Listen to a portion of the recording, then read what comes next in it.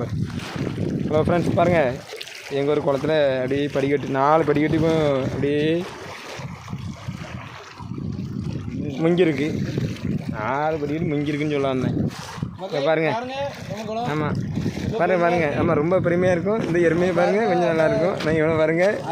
ஆமாம் ஆமாம் தண்ணியை திறந்து விட்டது இவ ஐயா தான். இந்த குளத்து தண்ணி வர காரணம் இவ ஐயா தான். இல்லைன்னு வைங்களா, எங்கள் ஒரு குளத்து தண்ணியே வராது. அப்படி தான் அவன் சொல்லுவான். அதெல்லாம் கண்டுக்காங்க. ஆமாம் அப்படியே பார்த்தீங்கன்னா குற்ற பஞ்சான் தெரியுமா? ஆமாம் அது தாத்தா தூக்கி வச்சனால தான் இப்போ அங்கே இருக்கு. இல்லைன்னா இப்போ பக்கத்து வேற எங்கேயும் போயிருக்கோம். ஐயோ ஒரு வீடியோவில் தெரிஞ்சு தெரிய மாட்டேங்க. ஃப்ரெண்ட்ஸ் பாருங்கள் எங்கள் ஒரு குளம் எப்படி இருக்குன்னு பாருங்கள். இந்த குளம் அப்படியே நிறைஞ்சிட்டுனா அப்படியே கடம்பலம் அந்த ஊருக்கு அப்படியே தண்ணி போகும்.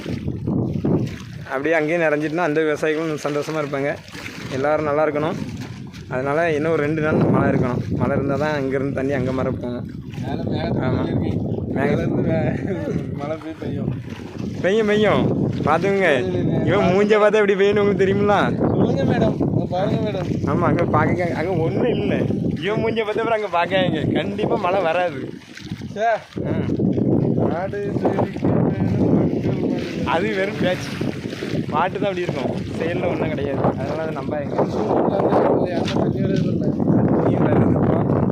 தண்ணி வருதுன்னா முதல் தெரிஞ்சு இப்போ தெரிய மாட்டேங்குது. மேலே கூட ஒரு மோட்டர் போட்டு விட்டுருங்க. அவங்க ஐயா இப்போ தான் போய் அடிச்சு விட்டுருக்காரு மோட்டர். தெரியுதா அடிச்சு விட்டுருக்கு. தெரியுது தெரியுதா? ஒரே ஒரு பனை மரம் உச்சி கொண்டெல்லாம் பாருங்கள் தண்ணி வரது தெரியும்.